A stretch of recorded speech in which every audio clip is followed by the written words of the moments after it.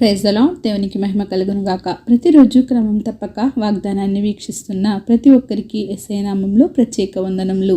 Subscribe చేసుకుని అనేక మందికి షేర్ చేసి దేవుని మాటల ద్వారా బలపరచండి. ఈ దినమునకై ఏర్పాటు చేయబడిన దేవుని వాగ్దానము, కీర్తనల గ్రంథము 4వ అధ్యాయము 8వ వచనము. నేను ఒంటరిగా నుండినను నీవే నన్ను సురక్షితముగా నివసింపచేయుదువు. I will both lay me down in peace and sleep, for thou, Lord, only makest me dwell in safety. ఒంటరితనం అనేది కొంచెం బాధాకరమైన విషయమైన కొన్ని సందర్భాలలో అది మంచిగాను, కొన్ని విషయాల్లో అదే నరకంగాను అనిపిస్తుంది. అయినప్పటికీ దేవునిని కలిగి ఉన్న వారికి ఒంటరితనమైనా సరే అది 100 మందితో కలిసి జీవిస్తున్నంత ఆనందంతో ఉంటుంది. ఎందుచేతనంటే ఆయనే నీ జీవితంలో సమస్తము అని అనుకుంటే కనుక ఒంటరిని అనే బాధపడవు. కానీ ఈ రోజుల్లో ఒంటరితనమే గొప్ప వరంగా బ్రతికేవారు ఉన్నారు. ఒంటరితనాన్ని జీవిస్తూ బాధపడేవారు ఉన్నారు. దావీదు మహారాజు చిన్నతనం నుండి ఒంటరిగా అరణ్యంలో అలా అడవులలో గొర్రెలను మేపుకుంటూ కూడా దేవునిని కలిగి ఉన్నందున ఒంటరిని అని బాధపడలేదు. ఉండడానికి అన్నలు ఉన్నారు, తల్లిదండ్రులు ఉన్నారు. అయినా సరే జీవితంలో దావీదును ఒంటరితనం వెంటాడుతూనే ఉంది. అయినప్పటికీ ఆయన ఎప్పుడూ కూడా విచారము, బాధను వ్యక్తపరచలేదు.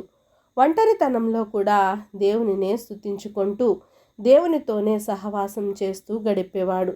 దేవుని కొరకు ఎన్నో కీర్తనలు రచించుకుంటూ తంబురలతోనూ, సితారాలతోనూ, పిల్ల నగురువులతోనూ వాయిద్యాలు వాయించుకుంటూ అడవులలో, అరణ్యములలో, దట్టమైన ప్రదేశాలలో గొర్రెలను మేపుతూ తిరిగేవాడు.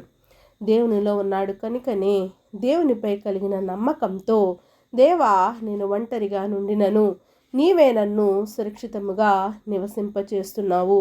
అవును, ఆ దట్టమైన అడవుల్లో, అరణ్యంలో ఎలుగుబంటులు, క్రూర జంతువులు మధ్యన, సింహాలు, క్రూర మృగాల మధ్యన భయపడకుండా ఆ రాత్రి వేళల్లో ఒంటరిగా దేవుడు నాకు తోడుగా ఉన్నాడు, నేను ఒంటరిగా ఉండినను ఆయనే నన్ను సురక్షితంగా ఉంచుతాడు అనే దేవునిపై నమ్మకం. ఒంటరిగా ఉన్నప్పుడే మనము అపవాదికి దొరికిపోతాము.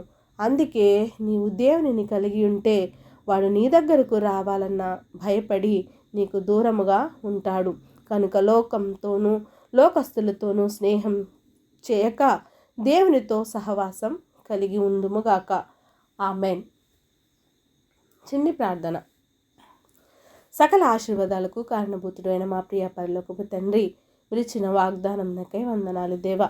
ఈ ఉదయకాల సమయంలో మరొకసారి నైనా మమ్మల్ని ధైర్యపరిచిన విధానాన్ని బట్టి వందనాలు. ఎవరైతే ఒంటరి జీవితాల్లో, ఒంటరి బ్రతుకుల్లో నాయనా నిరాశ నిస్పృహలతో నాయన ఉంటున్నారో నాయన మా అందరితో మీరు ఒకసారి మాట్లాడిన దేవా వందనాలు తండ్రి ప్రభా. అవును ప్రభువా, ఎవరైతే ఒంటరిగా జీవిస్తున్నారో నాయన వారికి మీరు సహాయముగా ఉండి వారిని సురక్షితమైన ప్రదేశాలలో నివసింపచేయుదుననే వాక్యంతో మరి ఒకసారి మాట్లాడి తండ్రి మా జీవితాలను ఉత్తేజపరిచిన దేవా నీకు వందనాలు. ప్రార్థన వస్తుకొని ప్రతి ఒక్క బిడ్డని సమయంలో జ్ఞాపకం చేసుకోండి. వారి అవసరాలను, అక్కరతలను తీర్చి సమయానుకూలంగా మీ మెండైన నిండైన ఆశీర్వాదాలతో నింపుతారని యేసుక్రీస్తు పరిశుద్ధ నామమున ప్రార్థించి అడిగి వేడుకొంచున్నాను మా తండ్రి. Amen. God bless you all.